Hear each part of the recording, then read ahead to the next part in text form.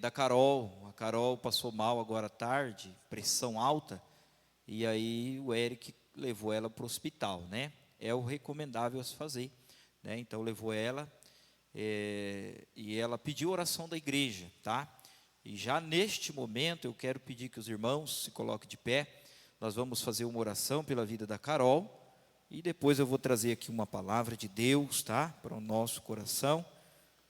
Vamos orar também pela vida da Sueli, né? Sueli quase foi, né? Agora também, à noite, agora uns pouquinho depois que o culto começou, o Marco falou: pastor, eu acho que eu vou ter que levar a minha esposa, porque ela não está bem. Ainda recomendei ele, falei: se vê que não está, já leva para o hospital, né? Já estão chegando aí já nos dias finais, né, da gestação, então não dá para ficar esperando, não. Deu algum probleminha aí, vai para o hospital, lá os médicos sabem o que fazer, né? Mas aí eu estou vendo a Sueli ali, né? Acho que ela falou: não, eu quero ouvir a palavra. Glória a Deus. Deus vai abençoar você, Sueli. Amém? Vamos orar pela Sueli, orar pela vida da Carol. Como nós já vamos orar pelas irmãs, vamos orar também pelo presbítero Luiz, né? Nós já estamos clamando a Deus por ele nas nossas orações.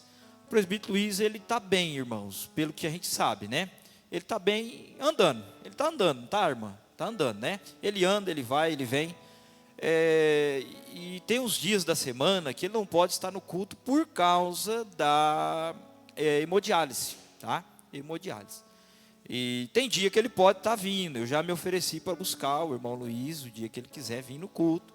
Todavia eu não forço e não obrigo, né? Então depende dele, ele querer estar aqui, tá bom? Então não é falta da gente insistir para o irmão estar. Todavia nós vamos continuar orando por ele. Eu recomendei ele que não viesse a pé, porque ele fica fraco, né? Quem faz hemodiálise sabe. Quem convive com pessoas assim sabe. Depois que a pessoa faz hemodiálise, ela fica fraca, debilitada. Então eu falei para ele: não venha a pé, irmão. Fica aí. O dia que você quiser vir, você me avisa, a irmã Erli me avisa, né? Eu vou e busco o senhor aí, tá? Então fique em paz. Algumas vezes até ligo, né, para saber.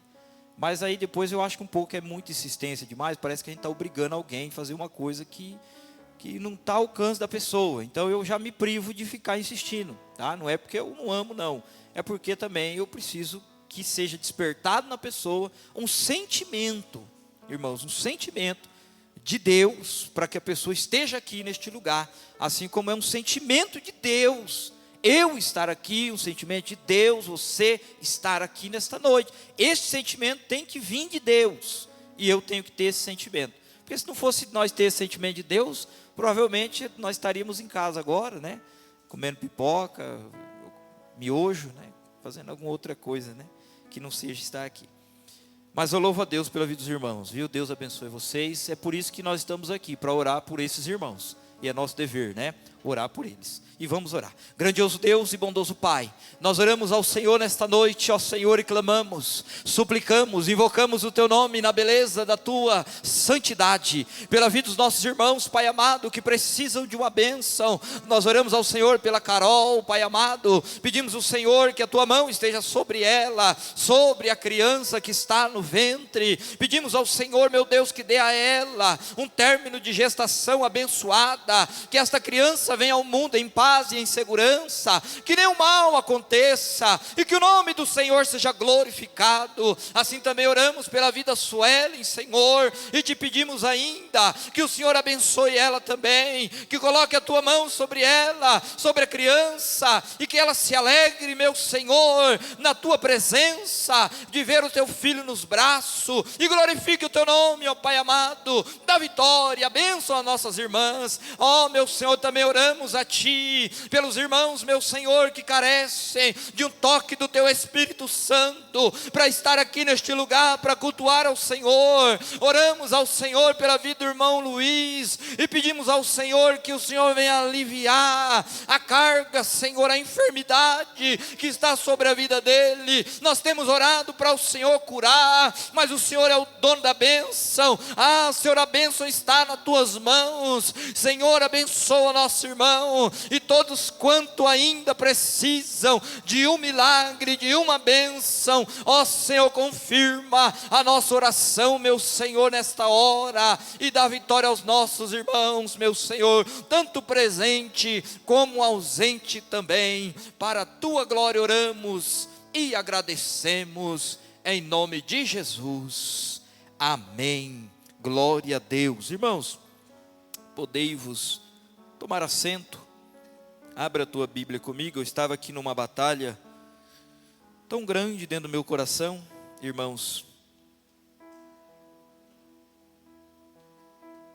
Eu já vinha meditando num texto para trazer uma palavra para a igreja, mas quando eu tive a notícia do irmão hoje que ele não poderia estar aqui, me veio um pensamento, um sentimento de falar com os irmãos concernente à Santa Ceia, só concernente à Santa Ceia, visto que é uma noite de Santa Ceia do Senhor Jesus, né? Mas eu estava, irmãos, preparando uma palavra, e com o decorrer do culto, com o decorrer dos louvores, né? Com o decorrer dos acontecimentos, durante o culto, a gente vai meditando, e eu decidi estar ficando por aqui mesmo, no Evangelho de Marcos. Abra aí tua Bíblia no Evangelho de Marcos. Glória a Deus. Eu quero ler com os irmãos capítulo 4 do Evangelho de Marcos, e eu quero ler no versículo 35, capítulo 4, versículo 35.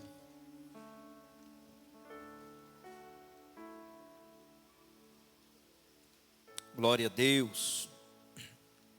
Hoje tem trabalho ali em Jussara, né? O presbítero Cláudio José está pregando ali, e eu creio que vai ser uma bênção. E amanhã, de manhã, 8 horas, nós estaremos partindo aqui do templo, irmãos, para Jussara também, num grupo de irmãos, né? Quem tem carro aí, tiver lugar vazio, chame alguém para ir junto, tá? Para nós irmos com o máximo de pessoas que nós pudermos. Depois vai ter aquele almoço abençoado também, né? Depois do culto. E eu creio que nós vamos ser muito abençoados ali amanhã de manhã, se Jesus permitir. Capítulo 4 de Marcos, versículo 35, amém? Naquele dia, sendo já tarde, disse-lhe Jesus: passemos para outra margem. Deixando a multidão, eles o levaram consigo. Assim como estava no barco, havia também com ele outros barquinhos. Preste atenção aqui neste texto, neste versículo. Havia também com ele outros barquinhos. Ora, levantou-se um grande vendaval, e as ondas se arremessavam contra o barco, de modo que já estava a encher-se. Jesus estava na polpa, dormindo sobre uma almofada. Os discípulos o despertaram, dizendo: Mestre, não te importa que pereçamos? Ele, despertando, repreendeu o vento e disse ao mar: cala-te, aquieta-te. Então o vento se aquietou e houve grande bonança. Ele disse aos seus discípulos: por que sois tão tímidos? Ainda não tendes fé? Eles sentiram grande temor e perguntavam uns aos outros: quem é este, que até o vento e o mar lhe obedecem? Amém? Glória a Deus, aleluia, Deus seja louvado. Irmãos, nós estamos diante de um texto, de uma passagem bíblica muito rica, que já foi pregado aqui algumas vezes, e é muito bonito para nós ouvirmos e vermos o tamanho do poderio do Senhor Jesus, mediante a palavra que sai da sua boca. Ele não precisou fazer nenhuma movimentação, ele não precisou, irmãos, fazer nenhuma barganha com Deus, ele não precisou manipular alguma coisa para que o vento cessasse. Simplesmente ele disse, falou com a sua boca, e o vento ouviu a sua voz e cessou-se. Mas chama a minha atenção neste texto bíblico que o evangelista Mateus, no capítulo 8 e no versículo 23 e 27, Mateus também narra essa passagem da Bíblia, este evento que aconteceu em alto mar. Também o evangelista Lucas, no capítulo 8, versículo 22 e 25, o evangelista Lucas, ele também narra a mesma passagem que aconteceu em alto mar. Mas quando nós olhamos para Mateus e olhamos para o escrito de Lucas, esses dois evangelistas, nós vemos que Mateus, ele focou e ele teve como alvo o barco aonde estava o Senhor com os discípulos. Quando nós olhamos para o evangelho de Lucas, nós também vemos Lucas com foco só no barco aonde estavam os discípulos e também o Senhor Jesus, que estava ali na polpa do barco dormindo. Mas quando nós vemos para o evangelho de Marcos, nós vemos o evangelho de Marcos pegando uma visão, este evangelista pegando uma visão mais ampliada do ocorrido. Dá a impressão que Mateus, ele deu um zoom, né? E pegou só o barco onde estava Jesus e os discípulos. Lucas também deu um zoom e pegou lá onde estava o barco e os discípulos e Jesus, somente ali. Mas quando chega no evangelho de Marcos, Marcos ele tira o zoom. E quando ele tira este zoom, nós conseguimos ver uma visão mais ampla. Porque o escritor Marcos, ele fala que junto com Jesus e os discípulos também partiram outros barquinhos. Outras pessoas, quando Jesus ele sai daquele lugar onde ele estava, dentro do barco, que com certeza era o barco de Pedro, porque Jesus costumava usar o barco de Pedro, né, para sair, para estar passando de uma banda para outra banda do lago, do rio, do mar, que seja. Mas nós vemos que a multidão, aonde Jesus estava, ali estava também a multidão. E com certeza todos aqueles que tinham barcos, naquele momento, quando viu Jesus partindo com o barco e os discípulos, eles também logo montaram os seus barcos e foram atrás do Senhor Jesus. Porque a multidão, aonde estava o Senhor, a multidão também estava. Se nós formos ler o texto aqui antes do capítulo 4 de Marcos, no capítulo 3 e no versículo 31, aonde fala que a família de Jesus vai à procura dele, nós vemos o texto no versículo 32 dizendo: a multidão estava sentada ao redor dele e lhe disseram: tua mãe e teus irmãos te procuram e estão lá fora. Mas o texto faz questão de dizer: a multidão estava ao redor dele. Jesus, ele era popular. O nome dele, os feitos dele, as obras dele tinham se espalhado por todas as terras e regiões ali daquele lugar. Ele era um homem popular. Mas o que vemos pela palavra de Deus, irmãos, é que a popularidade de Jesus não veio porque ele buscava ser popular. Porque Jesus, ele mesmo não buscava ser popular, mas ele buscava a glória de Deus. A Bíblia relata que Jesus buscava a glória do Pai.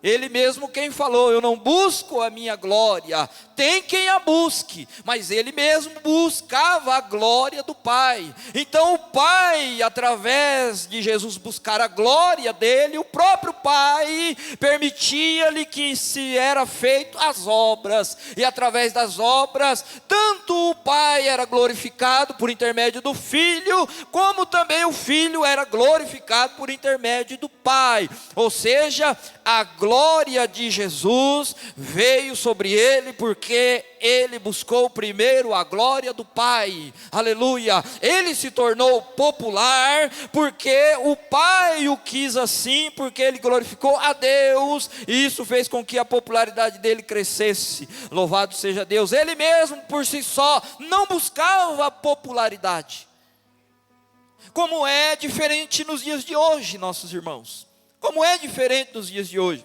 Hoje nós vemos pessoas buscando popularidade entre o povo, entre os irmãos, entre o mundo, buscando se fazer conhecido por causa das mídias, das redes sociais, buscar ser visto pelos homens. Mas Jesus buscava a glória de Deus. João Batista também, quando ele veio pregar o evangelho, ali o texto mostra que muitas pessoas se achegavam a João e eram batizados por João no Jordão, né? E a popularidade de João crescia, mas também não era a intenção de João se tornar popular. Era a intenção de João que o reino de Deus fosse pregado e que ele anunciasse aquele que havia de vir depois dele, ou seja, o Senhor Jesus. Então automaticamente, como ele buscava também a glória de Deus em anunciar o Filho que já estava entre eles, a popularidade dele cresceu, louvado seja Deus. Mas o mesmo João, ele não aceitava,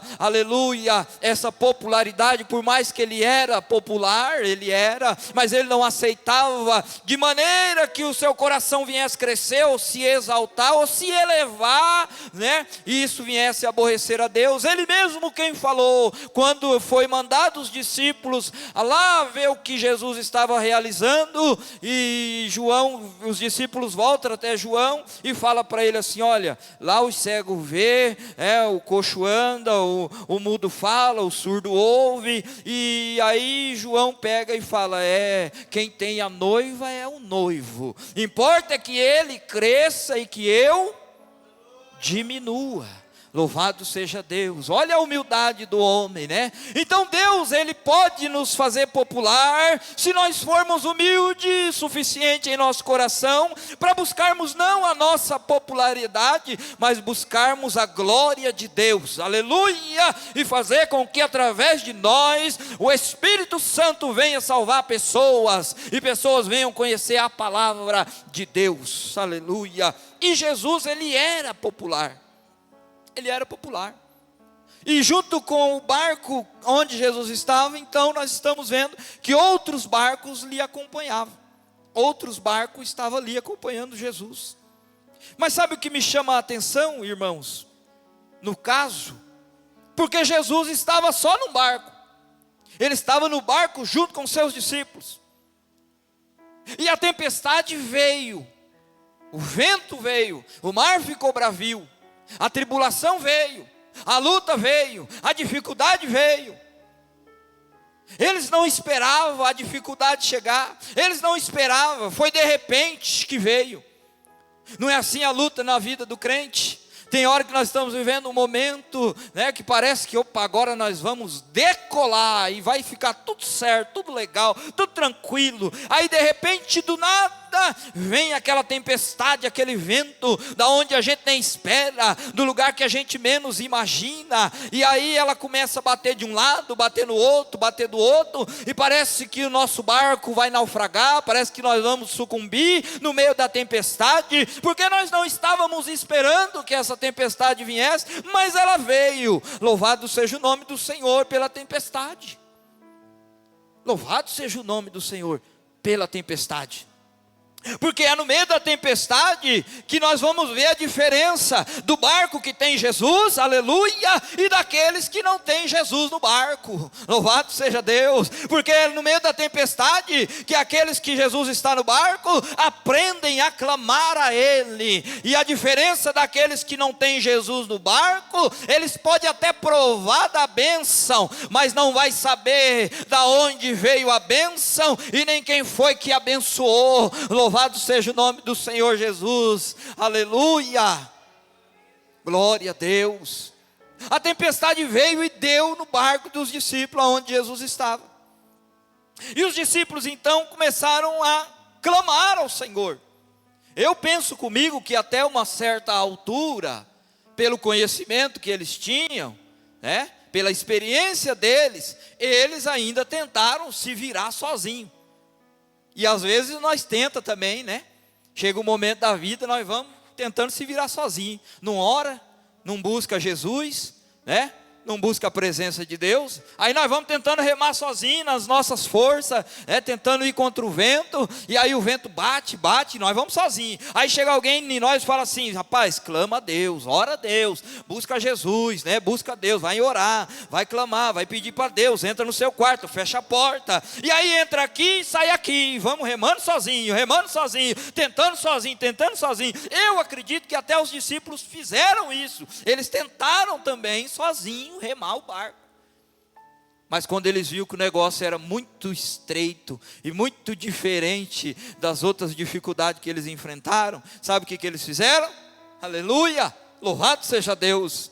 Tem uma solução no barco. Vamos despertar o mestre. Aleluia! Vamos acordar o mestre, que ele tem a solução para nossa dificuldade. Acorda ele nesta noite. Acorda ele, aleluia! Desperta ele.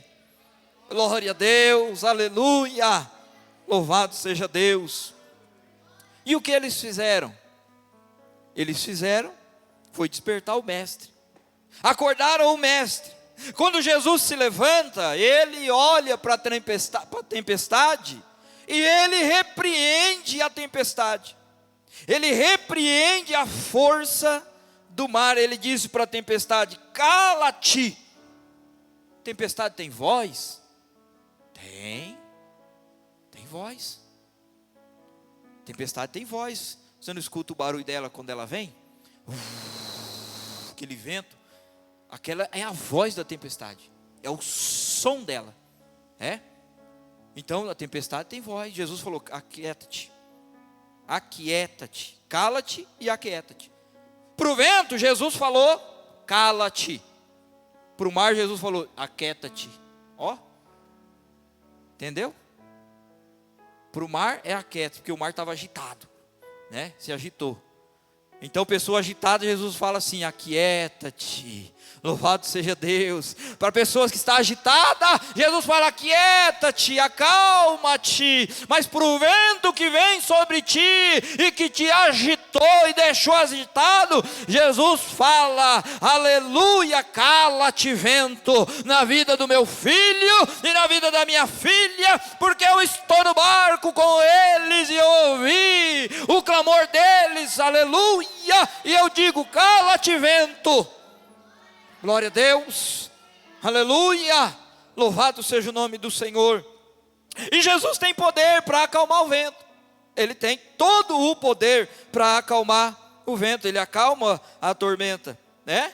Louvado seja Deus. Lá em Jó, no capítulo 26, versículo 10, a Bíblia diz assim: marca o horizonte na superfície das águas, como um limite entre a luz e as trevas. Porque, irmãos, quem criou a luz e as trevas, e quem criou o mar, e quem pôs limite para o mar, foi o próprio Jesus, o nosso Senhor. É aquele que estava no barco com Pedro, que ele era desde que o mundo foi criado. Ele já existia antes que o mundo fosse criado. Então ele sabe como fazer o negócio, né? Olha só em Jó também 38:8. Quem encerrou o mar com as portas quando irrompeu e saiu da madre? Jó 38:11. Quando eu disse: até aqui virás e não mais adiante, aqui se quebrarão as suas ondas orgulhosas. É Deus impondo os limites das águas. É Deus impondo o limite para a tua dificuldade. Sabe, irmãos, a tua dificuldade vai, mas chega uma hora que Deus fala: acabou, quietou, aleluia, o vento cessou, agora, aleluia, vai fazer uma grande bonança. É Deus quem fala, aleluia, e a palavra dele é poderosa para fazer o vento calar, ficar em sossego. Louvado seja Deus na tua vida e na minha vida. Salmo 33, versículo 7, ele ajunta as águas do mar como num montão, põe os abismos em depósitos. Provérbios 8, versículo 29, quando pôs o mar o seu termo, para que as águas não desobedeçam a sua ordem, quando marcou os fundamentos da terra. Olha só, irmãos, Deus faz acalmar, louvado seja Deus. E aqui também, irmãos, no Salmo 65, versículo 7, que aplacaste o ruído dos mares, e o ruído das suas ondas, e os tumultos das gentes, louvado seja Deus. No Salmo também 89, versículo 9, tu dominas o ímpeto do mar, quando as suas ondas se levantam, tu as fazes aquietar. No Salmo 107, versículo 29, fez cessar a tormenta, acalmaram-se as ondas, louvado seja Deus. João testifica dele, olha, eu estou falando dele, daquele que está no barco. João testifica dele, este é aquele de quem eu disse, o que vem depois de mim também tem a primazia, porque foi primeiro do que eu, aleluia, porque ele foi primeiro do que todos nós. Ele criou tudo e todas as coisas, porquanto ele tem poder para dizer para o vento: aquieta-te, e para o mar: acalma-te, louvado seja Deus. Em Mateus 8, 26, no mesmo texto, né? Olha que ele lhes disse: porque temeis, homens de pequena fé? Então levantou-se e repreendeu os ventos, e o mar seguiu-se grande bonança, aquietou o vento e o mar, e seguiu-se grande bonança. Quem estava no barco de Pedro na hora da tempestade foi Jesus. Aleluia. Quando Jesus repreende os discípulos porque eles não puderam ou não falaram com o vento, quando Jesus repreende os discípulos, Jesus não está revoltado ou brabo porque ele acabou de acordar, como alguns de nós, né? Tem pessoa que quando acorda cedo fica com a cara que parece que está chupando limão, né? E aí vai uns 40 minutos, uma hora, tem uns que vai o dia todo, né? Porque dormiu mal, ou acordou muito cedo, aí fica com aquela cara feia, né? Jesus não, e fica brabo ainda, se for falar com o camarada, ele nem te responde, fica brabão. Mas Jesus não era assim não, irmãos, e ele não ficou brabo aqui, ele não se embraveceu e não repreendeu os discípulos, porque os discípulos despertou ele, acordou ele, não. Sabe por que ele repreendeu os discípulos? Porque os discípulos estavam com Jesus, e eles tinham autoridade também para falar com o vento e o mar, e eles não falaram com o vento e nem com o mar, eles não repreenderam o vento e nem o mar que estava bravo. O próprio Jesus chama eles de homens de pouca fé, ou de pequena fé, porque eles poderiam ter feito isso. Tem momento na nossa vida, irmãos, que nós temos que usar a nossa fé, e eu falo que é todos os momentos. Aliás, diga-se de passagem, né? Todos os momentos. Mas tem momento que a fé, ela precisa ser viva dentro de nós. E qual que é o momento que faltou fé para os discípulos? No momento da tempestade. É no momento da tempestade que as pessoas recuam de usar a fé. Deixam de usar a fé em Deus. Ouvem Deus, falam de Deus, conhecem a Deus, no que se permite Deus ser conhecido, mas na hora de usar a fé na tempestade, buscam outros meios e outros recursos, e não usam a fé no Senhor. E a Bíblia diz que sem fé é impossível agradar-lhe. O irmão Cláudio pregou sobre Hebreus 11, na culto de quinta-feira, e ele falou sobre os heróis da fé. Por que eles foram homens que fizeram proezas? Por causa da fé. E nós precisamos ter fé para repreender o vento quando ele se levanta contra nós. Repreender a enfermidade que muitas vezes entra na nossa casa e não quer sair. É oração, é jejum, é consagração, é tudo e não sai. Tem coisa que é nós que precisamos repreender. Em nome de Jesus, sai. Em nome de Jesus, eu não aceito enfermidade na minha casa, eu não aceito na minha vida. Em nome de Jesus, é usar a autoridade do nome de Jesus, porque nós temos permissão de Deus, porque Jesus quer isso de nós, porque Ele quis isso dos discípulos. Vocês estão deixando a desejar, porque eu estou no barco com vocês e vocês estão sofrendo.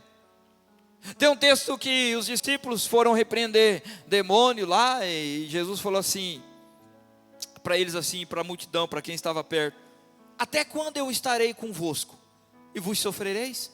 Eu estou convosco, vocês estão sofrendo. Eu estou convosco, vocês estão fazendo, está acontecendo isso. Porque, irmãos, precisa crer, precisa acreditar, precisa ter um foco em Jesus, sabe? Um foco em Jesus. Porque Jesus estava no barco de Pedro e ele foi despertado para que os discípulos se levantassem, para que o mar se aquietasse, para que o vento parasse. Ele foi despertado, então ele fez, aleluia, o vento calar e fez o mar se aquietar. E ao mesmo tempo, o que Jesus fez, estendeu-se aos outros barquinhos que também estavam no mar. Porque a tempestade não veio só para o barco onde estavam os discípulos, a tempestade veio sobre eles.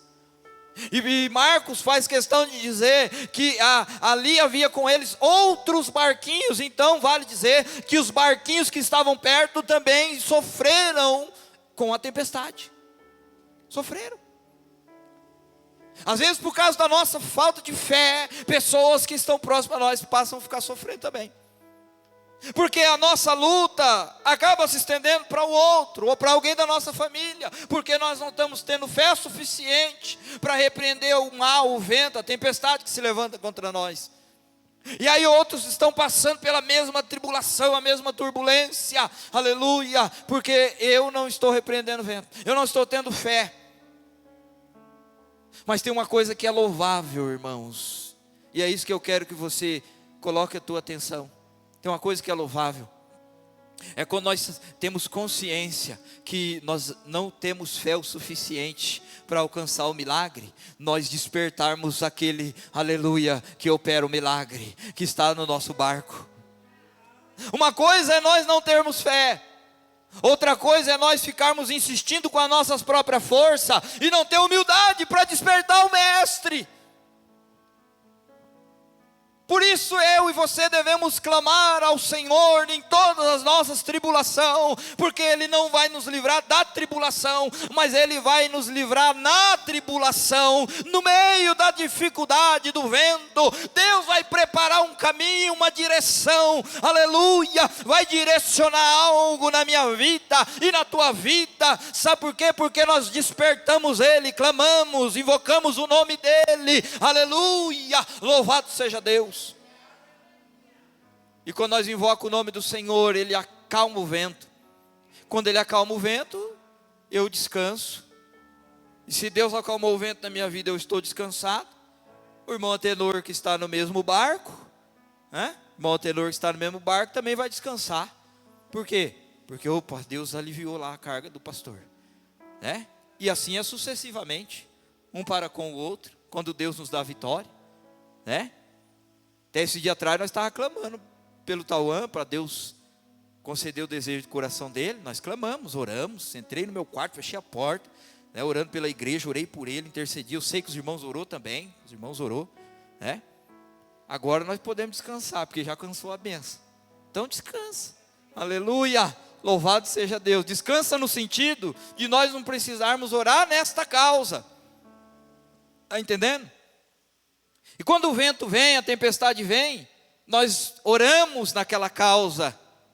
É como nós estamos orando pela vida da Sueli, da Carol, intercedendo a Deus por elas, do barco, para que o Senhor venha livrar elas da tempestade, o medo que a mulher tem, aquele medo, com certeza é bíblico que a mulher tenha medo antes do parto, Depois esse medo, essa tristeza, essa angústia, ela se converte em alegria quando vê o filho nos braços. O próprio Cristo falou sobre isso, A mulher se alegra, ela sorri quando vê o filho bem ali nos braços, amamentando a criança, Então quando nós estamos assim no vento, na tribulação, irmãos, e nós clamamos ao Senhor, que o Senhor, Ele nos ouve, nos atende. Daqui um pouquinho, quando vem a bonança, naquela causa nós não precisamos orar mais, porque aí já descansa dela. Quando a Sueli e a Carol tiver com os nenenzinhos nos braços dando mamar, nós não vamos precisar ficar orando mais, para que elas passem pela gestação em paz e em segurança, porque elas já vão estar com os neném nos braços, né? Louvado seja Deus. Então aqueles que estavam lá próximo do barquinho de Pedro, eles também descansaram, porque o Jesus, ele fez o vento ficar quieto, e o mar também. Então os outros foram participantes do milagre. Só que tem uma diferença, irmãos, e eu disse, sabe qual a diferença? A diferença é que quem está no barco, que Jesus está no barco, ele quando recebe o milagre, ele sabe o porquê recebeu. Aqueles que provaram e que estão em volta, esses, quando vê o milagre, eles não vão saber de onde veio, e nem de que direção veio, porque Jesus não está no barco deles.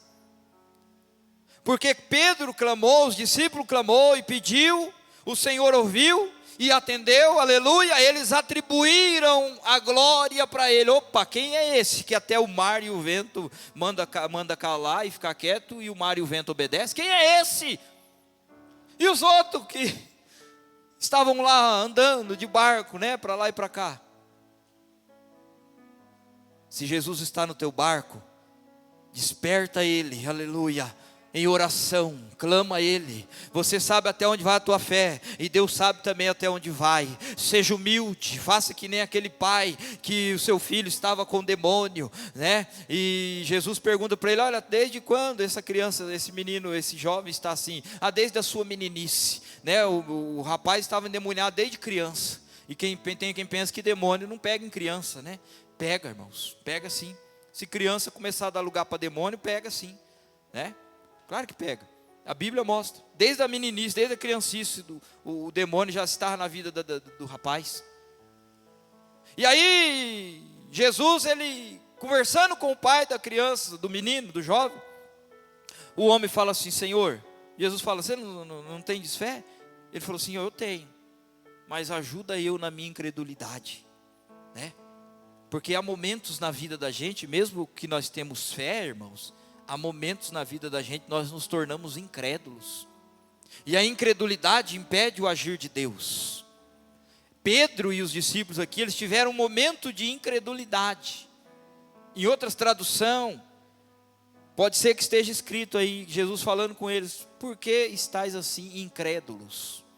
Em outras traduções está tímidos, né? Em outras, Jesus chama eles de homens de pequena fé. Mas a incredulidade impede o agir de Deus, porque Deus não age por incredulidade, Deus age por fé, aleluia, louvado seja Deus. E nesta noite nós precisamos ter uma visão mais ampla da nossa vida como servos de Deus. Não que Mateus e Lucas não tenham tido, né, pelo que eu vou falar aqui, né, irmãos, entenda bem isso que eu vou dizer para vocês. Não que eles não tenham tido, o Espírito Santo por intermédio deles achou melhor focar ali no barco de Jesus. Mas Marcos aqui, a visão de Marcos, no meu ponto de vista, é uma visão de águia. Louvado seja Deus. Uma visão de águia, e é esta visão de águia que os crentes estão precisando nesta última hora. É esta visão de águia que nós precisamos pedir para Deus, para que Ele venha atualizar a nossa visão, porque muitas das vezes a nossa visão está muito pequenininha acerca da grandeza de Deus. A nossa visão está muito pequenininha, e nós conhecemos um Deus que nos ajuda somente nesta vida, e não conseguimos ver a grandeza de Deus além desta vida, ou seja, na vida vindoura. E muitos estão com a visão tão pequena que já estão na carne e deixou de ser espiritual, porque quando nós somos espiritual, a visão ela é mais ampliada, porque a Bíblia compara a águia como o crente perseverante, o crente que não desiste, o crente que mesmo com as tormentas e com as dificuldades, ele não deixa de voar na presença de Deus, na glória de Deus. E nós precisamos pedir, Senhor, nos dá visão de águia. Sabe, irmãos, a visão da águia, quando ela está lá no alto, ela consegue olhar lá embaixo, um alvo bem pequenininho assim, ela consegue ver. Só que quando a águia está vendo aquele alvo tão pequenininho, a sua visão, a visão da águia, ela já estudou tudo o que está próximo da onde ela está focada. Ela já olhou tudo o que está ao redor, ela está vendo tudo. A visão dela é uma visão ampliada, ela não é uma visão que ela viu, ela deu um zoom lá no alvo onde ela quer buscar, mas ao mesmo tempo, a visão da águia, ela consegue ver tudo, desse lado, ela passa aquela visão em tudo, para ela conseguir o objetivo que ela quer alcançar. Louvado seja o nome do Senhor Jesus. E ela não vê dificuldade para alcançar o objetivo, porque ela já passou, a sua visão já viu, aleluia. É esta visão que nós precisamos pedir para Deus. Senhor, nos dá a visão de águia, para mim não olhar para uma dificuldade e não ver o tamanho da grandeza do Senhor, que pode resolver esta minha dificuldade. Me dá uma visão de águia,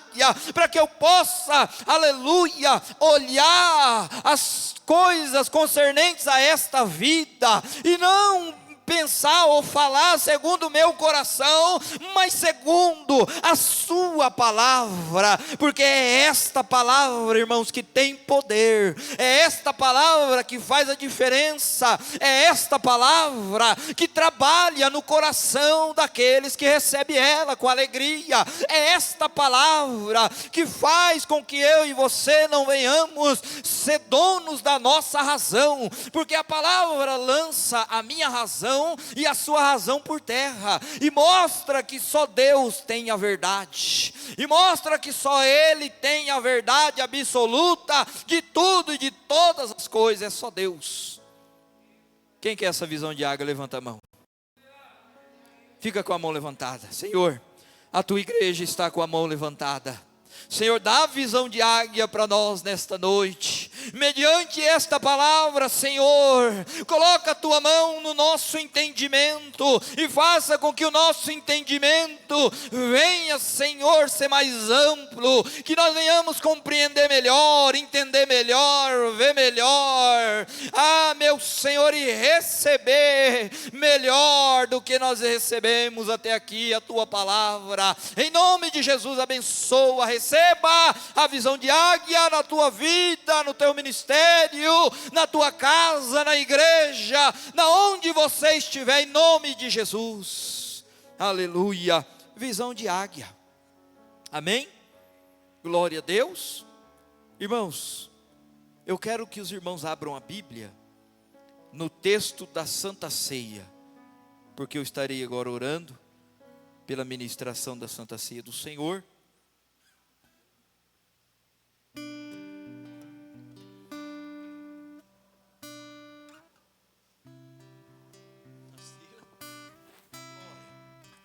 O Marco trouxe notícia aqui que o neném da Carol nasceu, irmãos. Não precisou de incubadora, nada. Disse que já está lá com criança já. É bênção, irmãos. Aleluia, amém? Ó, glória a Deus, né? Louvado seja Deus. A fonte é o Marco, viu? Mas nasceu sim. E eu creio também que foi tudo bem. Glória a Deus, né? Um pouquinho na... Hã? Estou com o Eric? Eita, Deus é fiel. Aleluia. Prepara aí também, Marco. Um pouquinho você tem que correr com a Sueli para pegar o Vinícius nos braços, né? Glória a Deus. Irmãos, abre aí a Bíblia. Livro do texto de Coríntios, capítulo 11. E o versículo... Que notícia boa, né? Graças a Deus. Capítulo 11. E está gravado, né?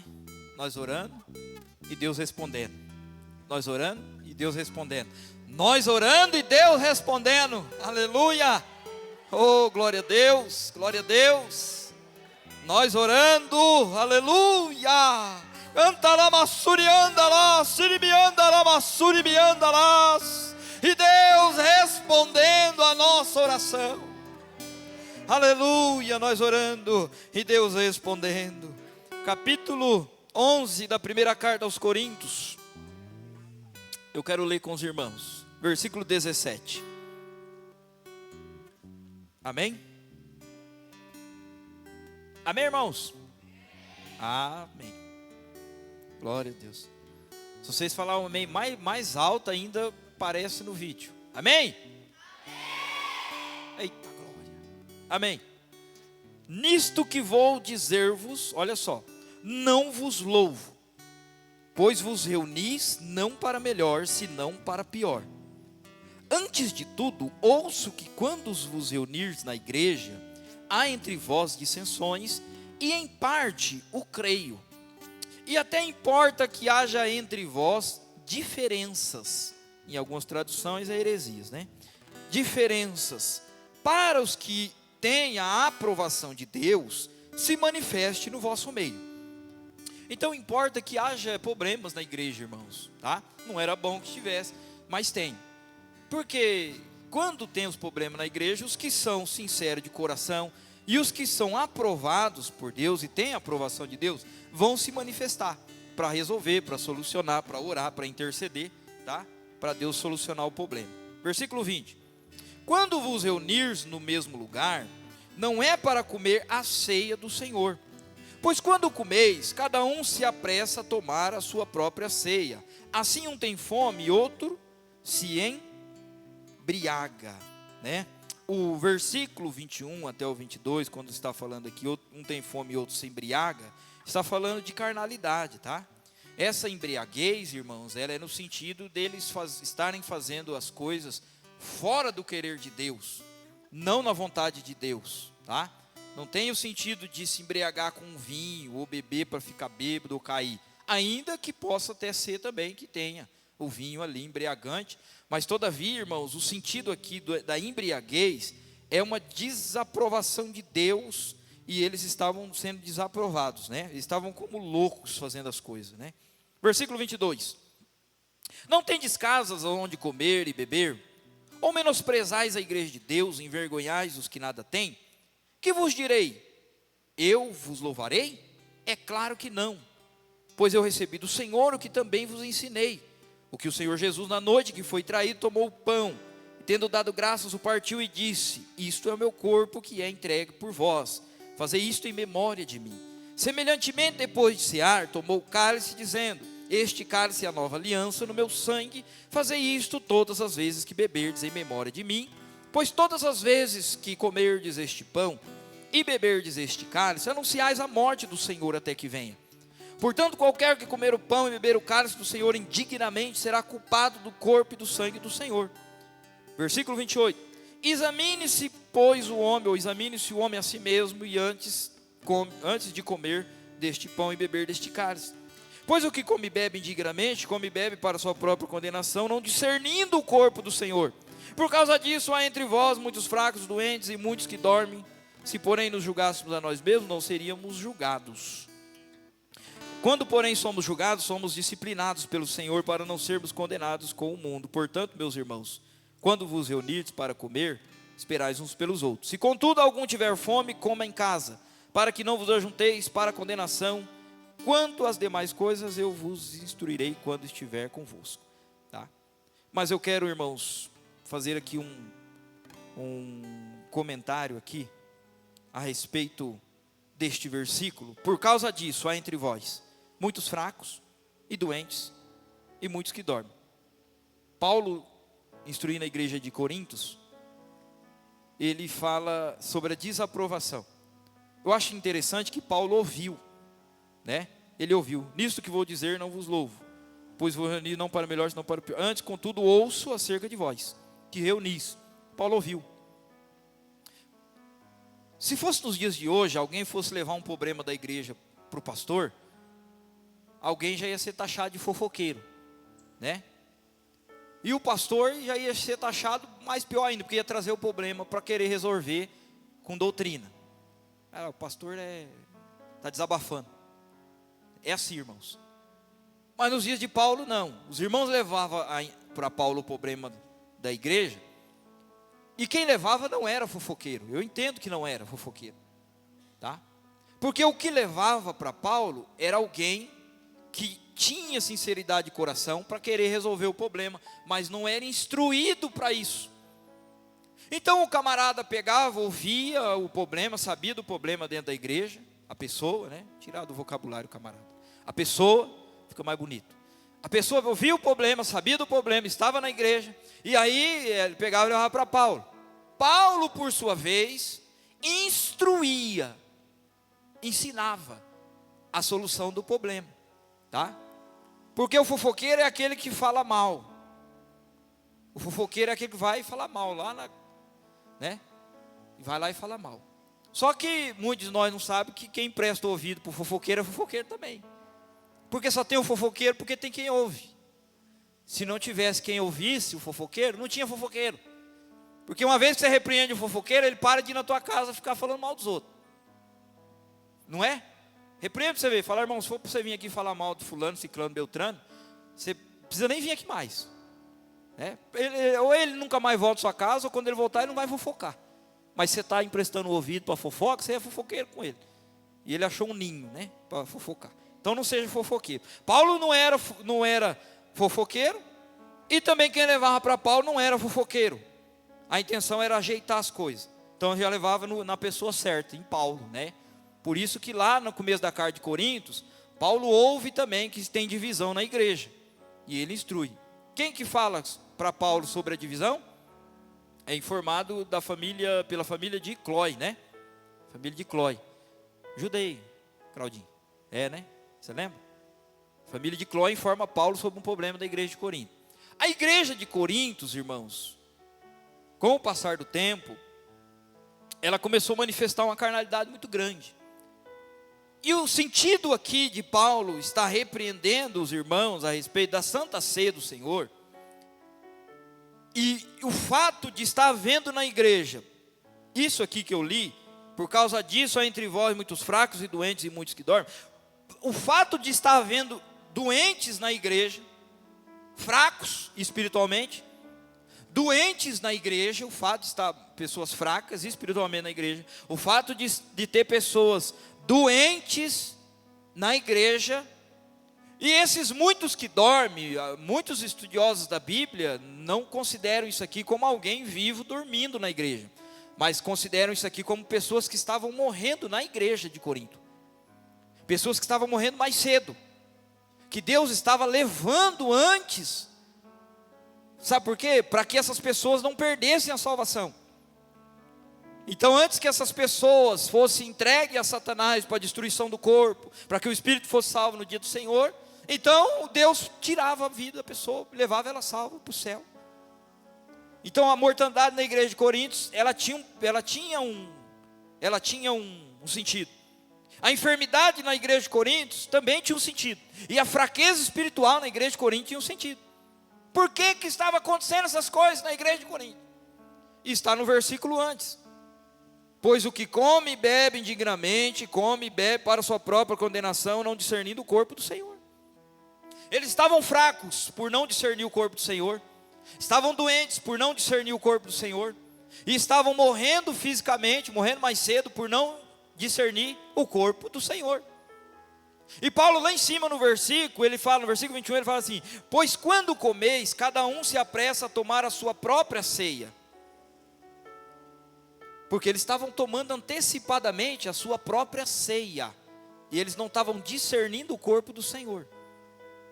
Isso tem um sentido tão espiritual, irmãos, que na nossa pequenez, na nossa mentalidade pequena, nós imaginamos que os irmãos chegavam na igreja e não era assim que nem nós faz, era uma mesa cheia, né, tinha comida, tinha tudo lá para eles comer, mas nós imaginamos assim, que alguém chegava primeiro, já ia comendo e os outros ficavam com fome. Não é assim que nós imaginamos? Quem que imagina assim? Só eu? Levanta a mão, quem imagina assim? E eu também. E era assim, irmãos. As pessoas chegavam antes na igreja e iam comendo. E os outros que chegavam depois, eles estavam com fome, ficavam com fome. Mas o sentido vai muito mais além disso. Porque os que faziam isso, claramente, traziam consigo uma mensagem. E Paulo foi no calcanhar de Aquiles. Traziam com isso uma mensagem, que eles não discerniam o corpo de Cristo. Eles não estavam inteirados de bondade. Eles não estavam inteirados de misericórdia. Eles não estavam inteirados de longanimidade. Eles não estavam inteirados de benignidade. Não tinha fruto do Espírito sobre esses irmãos que faziam essas coisas. Eles não discerniam o corpo de Cristo. Isso é que é discernir o corpo de Cristo. O corpo de Cristo, irmãos, não é esse pão que nós vamos comer. E não é esse cálice que nós vamos beber. O corpo de Cristo ele é muito mais que isso, é simbólico. O corpo de Cristo, ele é muito mais profundo que isso. A igreja é comparada ao corpo de Cristo. Uma pessoa dentro da igreja, irmãos, que só vem no culto de Santa Ceia, está comendo e bebendo juízo de Deus. Sabia? Você sabia disso? Uma pessoa que só vem no culto de Santa Ceia, bom, até que está gravado lá, para outras pessoas assistir, para o mundo inteiro. Mas uma pessoa que não vem na igreja no meio de semana, que não está nos cultos, que não se reúne com a igreja para orar quando a igreja está orando, uma pessoa que ela tem sentimento contra essas coisas, ela não se mistura com o povo, com a igreja de Deus, ela está participando da Santa Ceia indignamente, ela está comendo juízo, não é o que diz? O que come e bebe indignamente, come e bebe para sua própria condenação, não discernindo o corpo do Senhor. Ela está comendo e bebendo juízo para si. E automaticamente ela não só come juízo para si, mas ela é julgada pelo corpo, que é a igreja. Então é pecado participar da Santa Ceia assim. Achar que vir no culto uma vez no mês e comer um pedaço de pão, beber um copo desse suco aqui, achar que isso é o suficiente para salvar, quando eu negligencio todas as demais atividades do corpo. Está entendendo? Era essa a atitude daqueles irmãos. Eles negligenciavam a comunhão com o corpo de Cristo, com a igreja, com o povo. E a igreja, irmãos, ela é espiritual. Quando Paulo persegue a igreja, né, e vai atrás do povo para matar ainda Saulo, Jesus vai até ele e fala assim para ele assim: olha, Saulo, Saulo, por que tu me persegues? Aí Saulo fala assim para ele: mas Senhor, quem és tu? Ele fala assim: eu sou Jesus, quem tu persegue. Alguém viu Paulo perseguindo Jesus no céu? Jesus não está no céu, irmãos. Mas Jesus, ele está tão ligado, entrelaçado, em comunhão com a sua igreja, que quando Saulo perseguia a igreja, era a mesma coisa de perseguir Cristo. Quando o irmão negligencia a comunhão com os irmãos, com a igreja, com o povo de Deus, irmãos, não está negligenciando a igreja, está negligenciando o próprio Cristo. Porque a igreja é de Cristo. E quem não participa com a igreja das coisas que a igreja participa, está em pecado. Sabe por que está em pecado? Porque mostra claramente que não tem comunhão com o corpo. Está no corpo, mas não tem comunhão com ele. Você está entendendo? É pecado. Porque tem gente que pensa que pecado é só adultério, irmãos. Já disse para os irmãos: pecado não é só adultério não. Um crente que não vem na igreja, ele está pecando. Eu não estou falando de um crente, do irmão, da irmã que deixou de vir no culto um dia ou dois, ou não, porque o trabalho ficou até mais tarde, ou porque ficou doente. Não, irmãos, eu estou falando com alguém que tem costume de não congregar, de não estar na igreja, de não estar com o corpo, porque não está ligado entre as juntas e medula no corpo. E quando participa do corpo de Cristo e do sangue de Cristo, participa para a sua própria condenação, porque não discerne o corpo do Senhor. E o corpo do Senhor não é desunião, o corpo do Senhor não é contenda, o corpo do Senhor não é desafeto, o corpo do Senhor não é irmãos, essas coisas. O corpo do Senhor é união, o corpo do Senhor é amor, o corpo do Senhor, aleluia, é comunhão uns com os outros, o corpo do Senhor é orar junto, o corpo do Senhor é partilhar do pão e do cálice junto, o corpo do Senhor é ajudar aquele que tem necessidade, o corpo do Senhor é fazer obra por aquele que não pode, é dar comida àquele que não tem, o corpo do Senhor é ajudar uns aos outros. Esse é o corpo do Senhor. Está entendendo? Então vai muito mais além do que nós pensamos ou imaginamos. Por isso a necessidade, irmãos, que Paulo tinha de explicar para os irmãos, que a atitude deles estava totalmente fora. Eles estavam comendo juízo para eles, eles estavam buscando condenação para eles próprios fazendo isso. Não comendo o pão e o cálice, eles estavam buscando juízo. É por não fazer as obras de Cristo do jeito que Cristo ensinou. Não era estar negligenciando os ensinamentos e as próprias doutrinas do Filho de Deus, Jesus Cristo. Porque você pode comer um pão e um cálice, Mas o que age, irmãos, o que age com esse tipo de atitude na igreja, esses antecipam a sua ceia. Eles tomam a sua ceia, porque eles não querem comunhão com o corpo. Então eles automaticamente tomam a sua ceia. Entenda isso, espiritual. Eu não estou dizendo que a Rafaela vai vir aqui, antes de todo mundo vai catar o pão e comer o pão dela primeiro que todo mundo. Não, não é isso que a Bíblia fala, não. O antecipar-se à sua ceia é você comer a sua ceia, é você comer e beber do corpo e do sangue de Cristo fora da comunhão do corpo. Você está antecipando algo que a Bíblia não permite antecipar. Você está se elevando a mais do que a Bíblia nos ensina. Porque tem quem pensa que Jesus está com ele, negligenciando o corpo. Tem quem pensa que Jesus está com ele quando ele deixa de estar na igreja, todos os cultos, quando a igreja está reunida adorando a Deus, e fez da ausência um costume.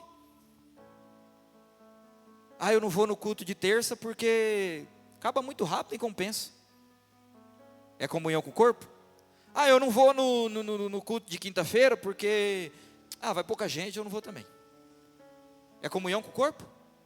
Eu não vou no culto de criança não, o culto de criança é só criançada que tem oportunidade, eu também não vou. É comunhão com o corpo? Eu no culto de sábado, pai, sábado dá vontade não, hein? Vontade de ir num lanche, dá vontade de sair, vou ficar em casa mesmo, não vou não.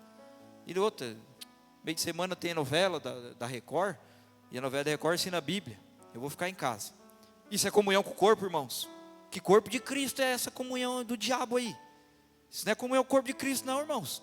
Quando a igreja está reunida adorando a Deus, a palavra de Deus sendo pregada, o Espírito de Deus está falando, a igreja está ouvindo a voz do Espírito Santo, a pessoa está com esse sentimento do coração e vem falar que está com comunhão com o corpo.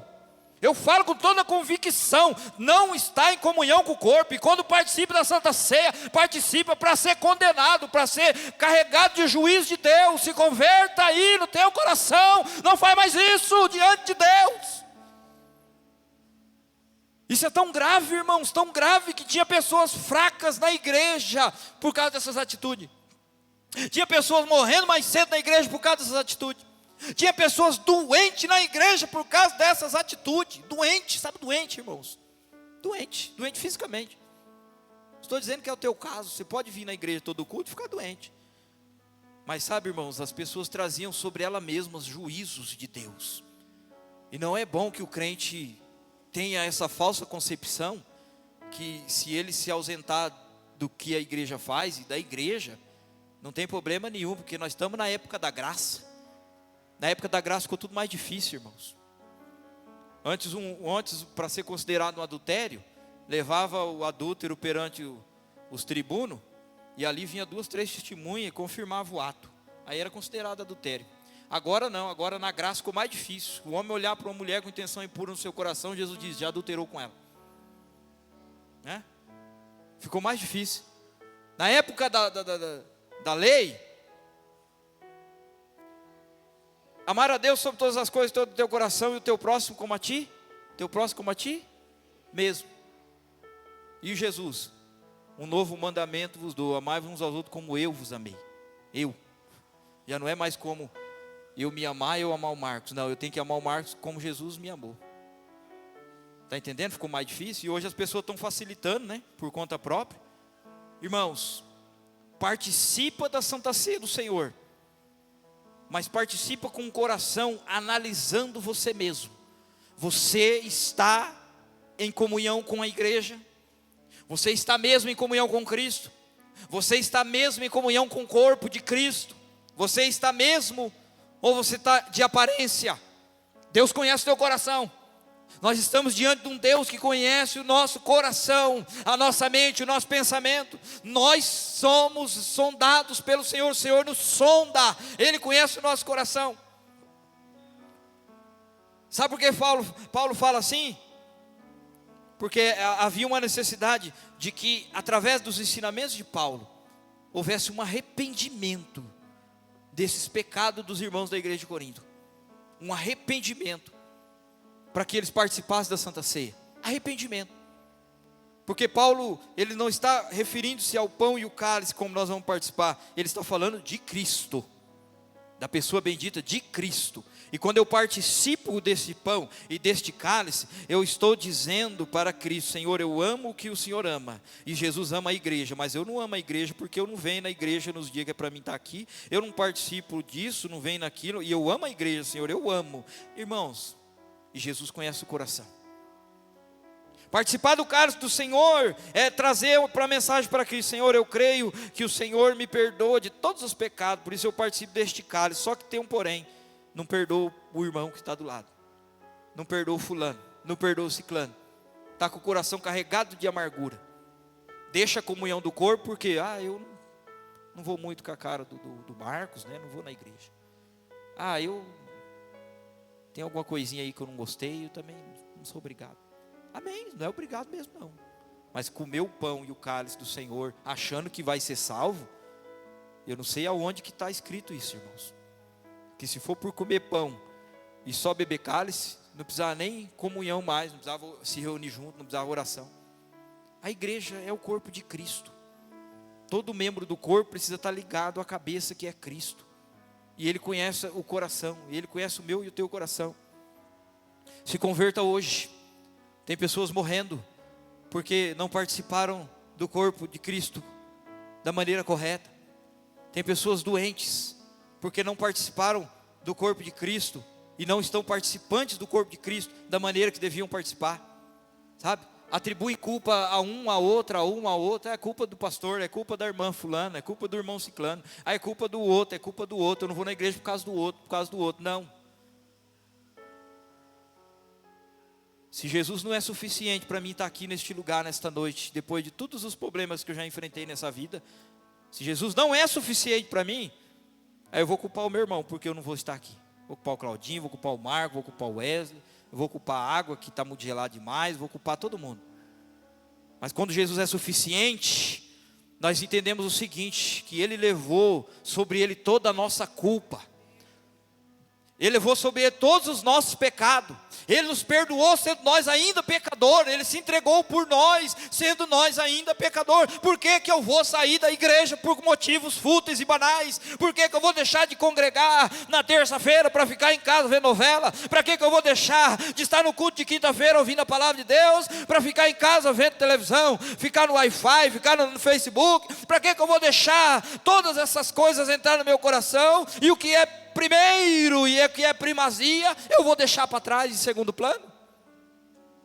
Cuidado, tem pessoas que podem morrer cedo, e oxalá que morra salvo. Não estou ameaçando não, é a Bíblia que diz, irmãos. É a Bíblia. O Senhor, Ele levou pessoas e leva pessoas até hoje, para que eles não se desviem, porque Deus sabe que se ficar vivo, vai desviar inteiramente. Então, vamos colocar de pé. Vamos orar pelo cálice e pelo pão e pelo cálice. Desta noite em diante, reveja os teus conceitos, reveja os teus sentimentos. De Deus não se esconde nada. Não estar na igreja, não estar cultuando a Deus, não estar presencialmente, quando a igreja está presencialmente neste lugar. Não estou dizendo de um culto ou outro que você não pode vir, irmãos. Estou dizendo que quem faz disso um costume. A igreja foi repreendida ali pelo escritor aos Hebreus, os irmãos, por deixar a congregação. Não deixeis vossa congregação, como é costume de alguns. Não deixeis